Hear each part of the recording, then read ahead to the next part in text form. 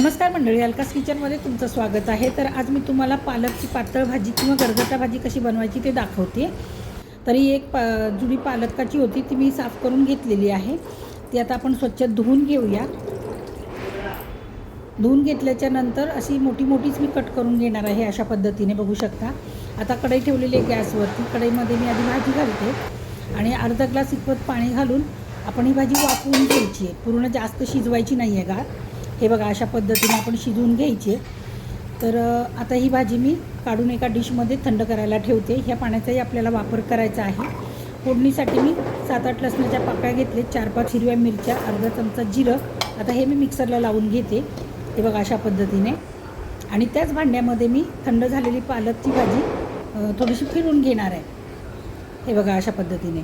तर आता कढई ठेवले गॅसवरती। एक पळी तेल घालते, हिंग घालते थोडंसं, आणि हे बारीक केलेलं आलं, लसूण आणि जिरं घालायचं आणि हे व्यवस्थित परतून घ्यायचं आहे। त्याच्यामध्ये पाव चमचा हळद घालायची आहे, मिक्स करून घ्यायचं आहे। नंतर ही बारीक केलेली पालक ती घालायची आहे आणि पालक व्यवस्थित आपल्याला तेलामध्ये परतून घ्यायची आहे।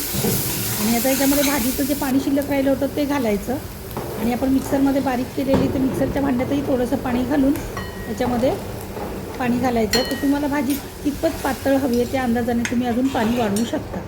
आता चवीनुसार मीठ घालायचं आहे, शेंगदाण्याचा कूट घालायचा आहे आणि मिक्स करून झाकण ठेवून आपण भाजीला चांगलं उकळी येऊ देऊया।